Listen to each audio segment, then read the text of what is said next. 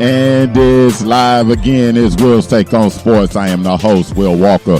Thank you for taking the time this morning to listen to this podcast. If you're going to listen to it on demand, I really appreciate that. Also, here on Anchor.com, AnchorFM.com, really appreciate it. To all those who follow the show and been a loyal listener, congratulations to the Washington Nationals. They are the World Series champion of 2019. Steven Strasburg voted MVP.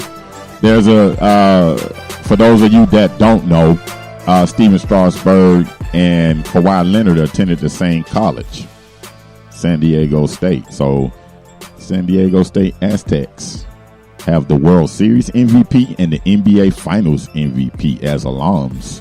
Congratulations again to the Washington Nationals. They also joined the Washington Mystics, giving the nation's capital a winner. Unbelievable. Hey, nobody won. There's no place like home. Fight all year to get that home court or get that home field advantage, and it doesn't pay off in the World Series. Houston, 107 wins. Can't say it was a disappointment. They just got beat by a better team that was making a better run in the postseason.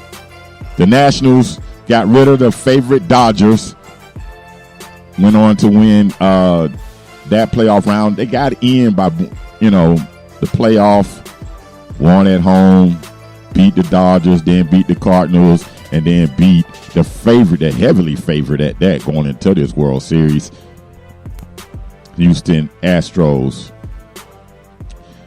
Today is that thing they call Halloween. So 10/31, I call it Hallow-rule NCAA. I know the Nationals won, and I know it was a big deal in regards to the World Series, but I want to talk about what the NCAA, this stupid rule that they passed down, or that they're proposing anyway. California, if you don't know, came out with something similar to this previously. The NCAA condemned them, but now they're on. They're going to go ahead and adapt a rule. It's basically where the players, the college athletes, can get paid for their name, their likeness, or their image, or whatever. This has not a goddamn thing to do with athletes getting paid. This is some serious bullshit. That's what it is. It's some serious bullshit that they're proposing. It is not a legit. These kids need to get paid. That's a daggone job they're doing. They're doing a job, and they should get paid for doing a job. I get all that, and for those of you who are on that notion that, hey, the full scholarship stuff and all of that, I don't agree with that at all. These schools are making millions of dollars off the backs of free labor. That's basically what it is. There was a report, financial report done. I'm going to use a school that I know pretty much about, Florida State. I'm not a Florida State fan, but I did work at Florida State. And I've seen how hard the student athletes work in regard to the football program and the basketball program and even the baseball program. Anyway, Florida State probably has generated in 2018 over $150 million. You know, the average tuition cost to go to Florida State for an in-state kid from the state of Florida is like under $10,000. That's what I'm saying. It's not even fair. These kids should get something because that's like a damn job they're doing. I'm so serious. If you talk to any student, anybody that knows anything about college athletics, it is run like almost like a pro program, especially at the Division I level. These kids should get something for it. And this rule doesn't help all the kids. It only is going to help those kids that are stars. And that's basically really generated towards their highest, the one that makes the most revenue, which is college football. Every now and then you may get a college basketball player or another student athlete in another sport that may pop and may get interest in that particular sport. I'm going to give an example like Zion Williamson last season. He probably could have benefited greatly as much money he generated towards Duke. But the rest of those kids that's on that Duke roster, hell no. Not even close. they wouldn't have been able to get nothing. But yet and behold, they still got to attend all the activities or all the practices and study halls, film sessions, weightlifting, everything that comes with in a top flight basketball program or a top flight college football program. So to me, this new rule is just a bunch of bullshit. That's what it is. It's nothing real. It is seriously nothing real whatsoever. This is one of them type of situations where you just look at it and say, are y'all serious? And this is this is what it is.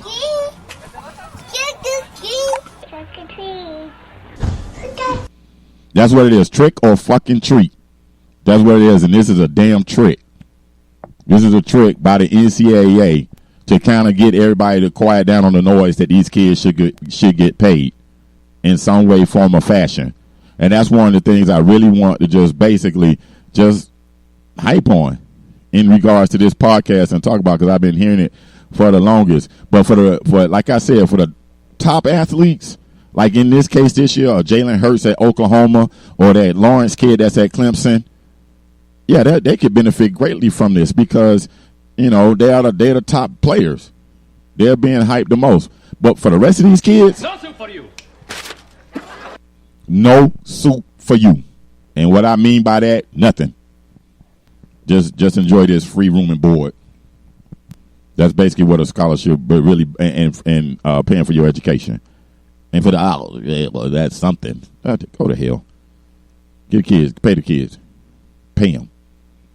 That's what they should do. All right, something else that happened. Oh man, Steph Curry broke his hand last night.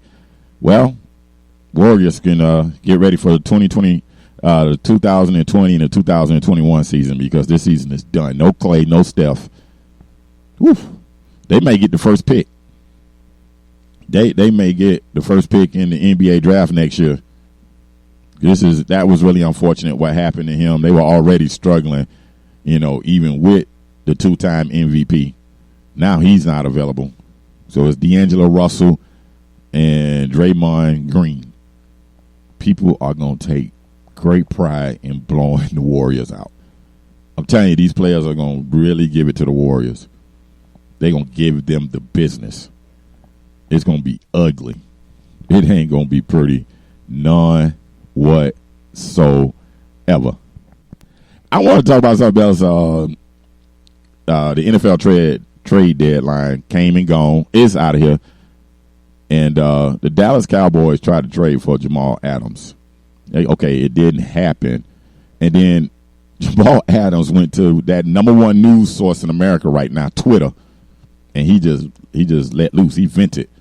You know what I'm saying? He says he wants to be a Jet. He had a conversation with the GM, but the GM still tried to trade him, and the GM said, "No, I was just listening to offers. Whatever. I think they were trying to trade him." But why would you want to be a Jet, Jamal Adams? That's my question. Your quarterback, see, I mean, for real, and this is in honor in Halloween, what I'm getting ready to say. The quarterback sees dead people. They had him mic'd up in the game. He said he see ghosts. Got a defensive coordinator who once put out bounty hits on players. The Jets are a fucking mess. That's what they are.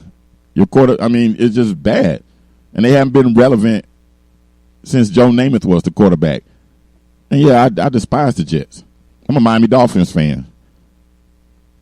So there's probably some true I guess I could be happy that the Jets are a mess, but I don't want the Jets to succeed in nothing. I just do not like the Jets.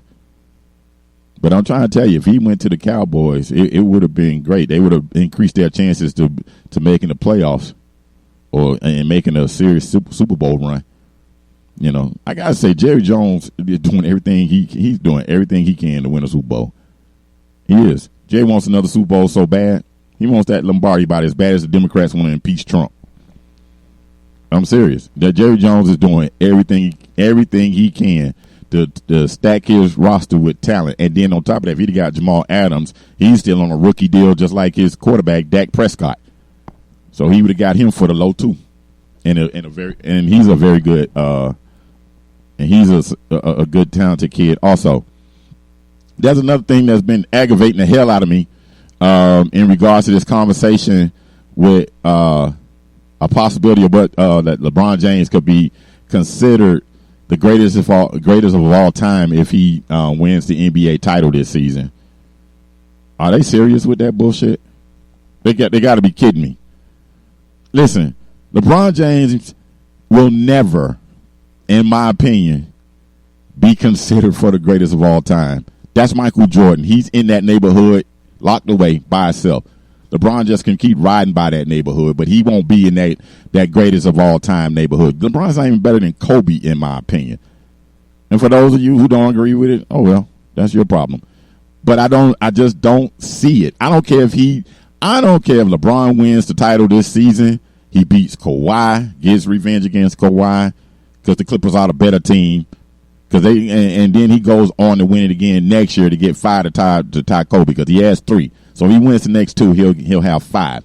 He beats Kawhi this year, then he beats KD next year, or Ben Simmons and Joel Embiid. And speaking of Joel Embiid, that's cat fight that happened between him and Big Cat Karl Anthony Towns, it was hilarious to me.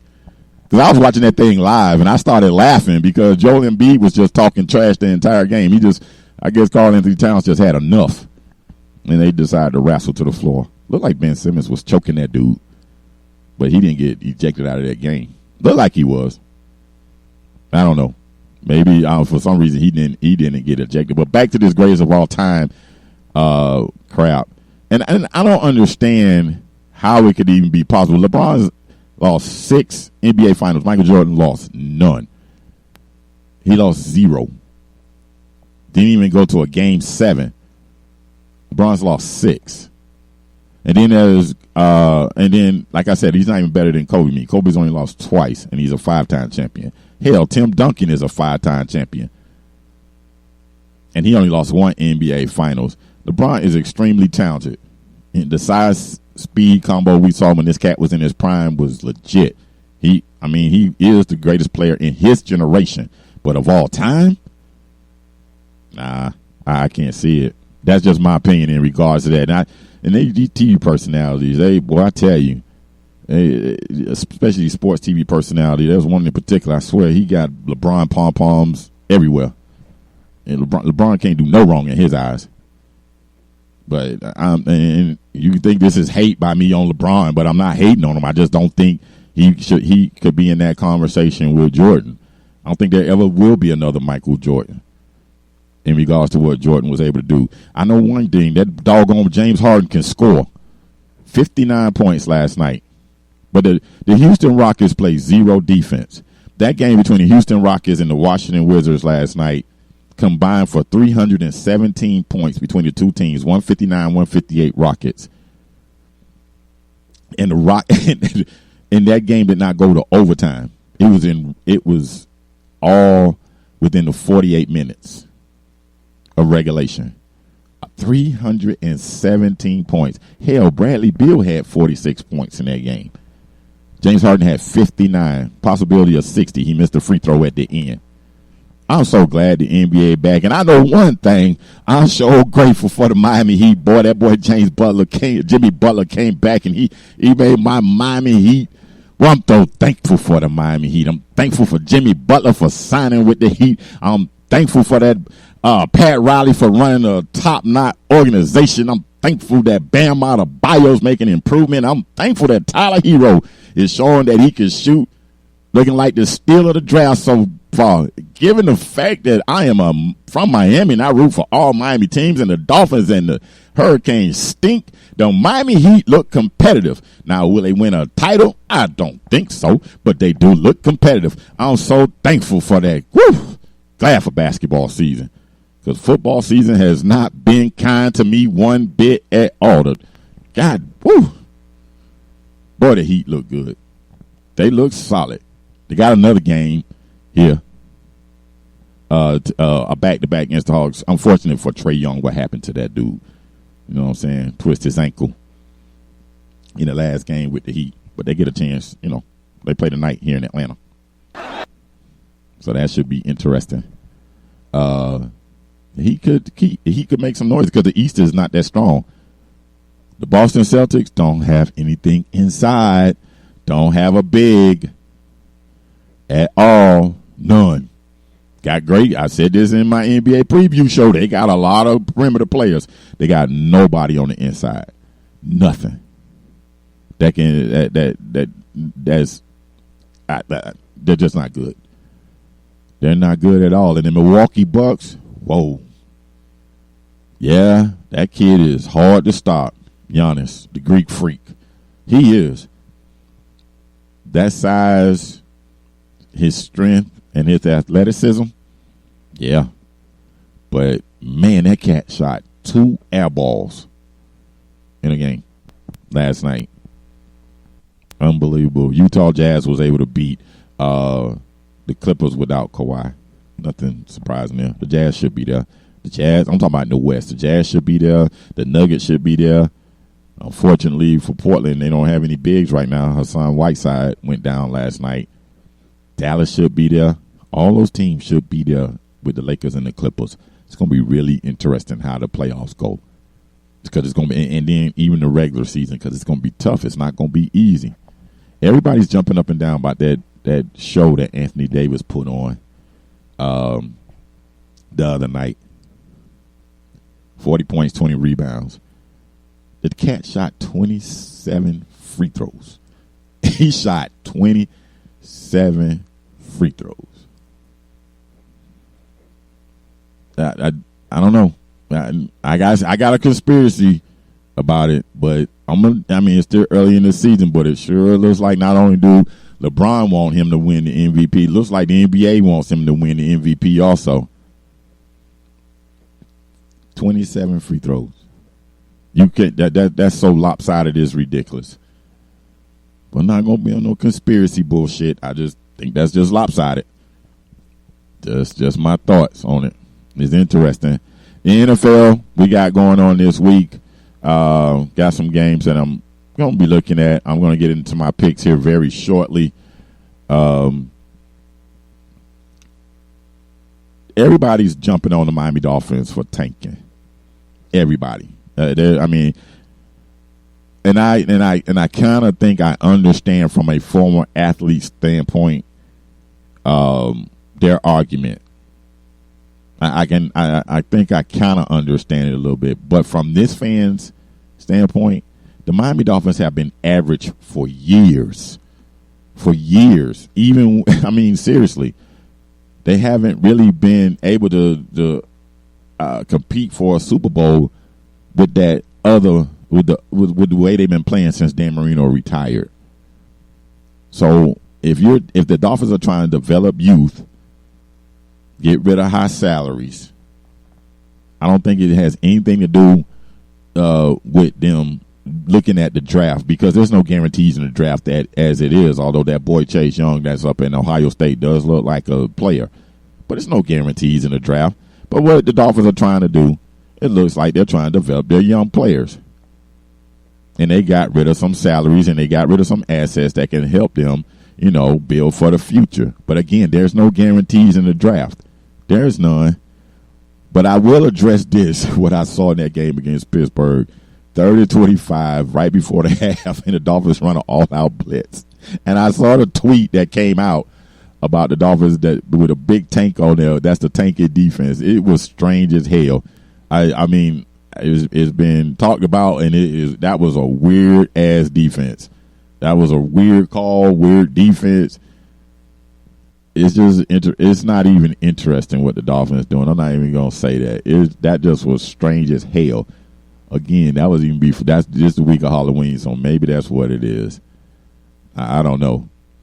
Just some weird crap that they did in regards to that play. And like I said, I'm on the record as saying what the Dolphins are doing. It sucks as a fan for rooting interest, but the Dolphins have been mediocre for years. You might as well be bad. Like I said, the system gives you a chance to get better when you are terrible. When you're not a very good team, it gives you an opportunity to improve in the draft. Again, the draft isn't guaranteed, but that's what the system is set up to do. So if you want the tank and crap to stop, get rid of the damn draft. It's that simple. You make an owner compete. You make the GM compete, or you make the organization compete. If you don't have that draft, they can't improve by being bad and getting high draft picks in the year before. And they have to be able to, in order, hey, everybody's in competition for the top college players coming out, whether they have a good record or a losing record. I bet you just all that tanking crap will stop. That mess will go the hell away. It wouldn't happen. All right, you know what I do every single week? I want to get into this in regards to my picks. And here we go. We're going to start out with the Miami Hurricanes going to Tallahassee to play Florida State. I am a Miami Hurricanes fan. I'm just going to reiterate that. This game here, I actually had Florida State winning this game up until yesterday. The Florida State running back ran his mouth and said he guaranteed a win. So now I'm going to go ahead and say that the Canes are going to win. I think this will be the worst played game in the history of this rivalry. These two teams are just piss poor. They're not good at all. But again, it's going to draw interest from around the country, hence why it's being played on the national TV network, ABC, is because Miami and Florida State move the needle. That's all. But as far as quality play, oh, hell no. It ain't even going to be close. So I'm going to go ahead and be a homer and root and say that my Miami Hurricanes will win. And there's a fan that someone I know that addressed me in regards to saying that both of these teams are trash. And they were like, no, that's not true. They're not both trash. I mean, we're bad, but we're not as bad as Miami. And my response was, I don't give a damn if it's a hefty bag or if it's a tall kitchen bag. They're both trash. Don't matter whether you hold your trash in a tall kitchen bag or you hold your trash for a hefty bag for the yard. Picking up trash in the yard. They're both trash. That's what Miami and Florida State are. Garbage teams. Not very good right now. Two teams that are battling for a chance to get the right to play in the SEC title and then go on to the bowl playoff will be Georgia versus Florida. This will be, they call this thing the world's largest cocktail party. Really interesting. That's an interesting name for it. Anyway, this game has been played in Jacksonville. It's going to be played in Jacksonville. It's been played in Jacksonville, Florida since 1933. That's Jacksonville's in the heart of the Bible Belt. It's going to be real interesting. Time go back this week. So all that, the alcohol is going to flow. One of these people going to be able to get up and go to church early after all that alcohol flowing. Like I said, this is the Bible Belt. Anyway, I digress. Going on to this game, Georgia doesn't have any playmakers at wide receiver. Florida has a decent defense. Florida on offense. Dan Mullen has shown that he can be creative and get away for his backup quarterback to make plays and his offense to make plays. But Georgia is pretty decent on defense. Listen, I picked Georgia to win the national title this year in my preseason picks for college football, but I'm going to go ahead and just try to told you, I really think that this will be all predicated on the fact that I think Florida is the better team, and I'm not going to back off my pick about Georgia winning the national title. I'm going to be a man of my word. If they win, great. Makes me look good as far as my preseason prediction, but for this game, I just think the Gators will be able to pull the upset. I don't think it's really an upset. I just think the Gators will be able to go ahead and win. So that's my pick for that. All right. The next game, SMU at Memphis. SMU is undefeated. Memphis is 7-1. They said this is the highest. They're ranked number 16 in the country, SMU. This is the highest they've been ranked since 1985. And then shortly thereafter, because of all the cheating that they were doing, and the NCAA came down and handed them the death penalty, which means that they canceled their football program. So it's taken this team 34 years to get back to where they were trying to be back in the early 80s, mid to mid 80s. Anyway, in regards to this game, SMU is playing for an opportunity to get a big payday. And a big payday comes in the form of being able to play in a New Year's Day bowl game. And if they get that opportunity, my bad. No, we don't want to do that. But if they keep on doing what they're doing, they'll get that opportunity to get that big payday. This is going to be a huge game for them. Memphis is a solid team. They're just a hair or controversial call from being undefeated also, but they did lose. And in regards to this game, I'm going to go ahead and say that the Memphis Tigers will be able to win and beat SMU. So SMU, you won't get the opportunity to play the New Year's Day Bowl. Anyway, all right, on to the end, the F and the L. Minnesota Vikings at Kansas City. Minnesota is on a 4-game win streak, and Kansas City has lost 3 of their last 4 games at home. You know, again, the MVP, Patrick Mahomes, he may play, he may not play. He did not. He had that same status last week, and he didn't play. So this is a tough game, really, for Kansas City. They were able to hang in there against Green Bay last Sunday night, but Green Bay has a hard time stopping the run. The Vikings defense is very stout against the run, and Matt Moore's the quarterback. They're going with their backup. I don't see them being able to hang in there. And plus, Kansas City's defense is just really horrible. It's really bad. The NFL's leading rusher is Dalvin Cook from the 305. He should be able to have a outstanding day against that Kansas City defense.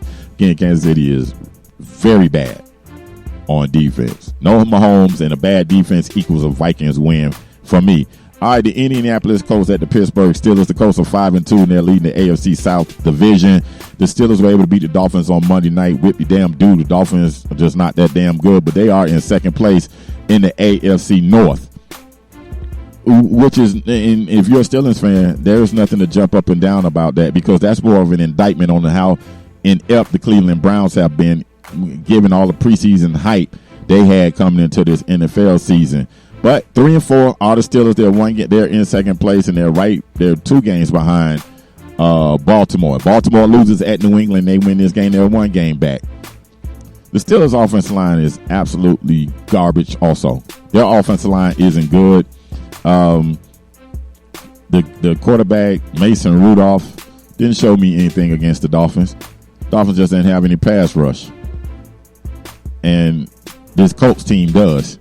They have a pass rush. They have a very good front 7. James Conner may play. He may not play for the Pittsburgh Steelers. It's not going to matter. I think the Colts go in there and absolutely mollywop the Pittsburgh Steelers. I think they go in there and handle their business and stay atop the AFC South, and keep pushing the Steelers down towards the top of that draft. The more down they are in the regular season standings with a bad record, the higher their draft pick is, and the Miami Dolphins have their number 1 pick. Okay, I got rooting interest, but that's what it is. All right, guys, I want to thank you so much for taking the opportunity to download and listen to my show. I really appreciate it. I'm getting ready to get the heck up out of here. It is time to say goodbye. I want to thank you again for, download, listen to the show, Anchor on anchorfm.com, and also we're almost on all the platforms that you can listen to a podcast on, be it Spotify, be it Google Play podcast for Android users, iTunes, TuneIn, Stitcher, iHeartRadio, wherever you can, even YouTube. And also, if you see the show on Twitter and Instagram, you can follow the show. It's WWS_sports show. Follow the show. Also on Anchor FM.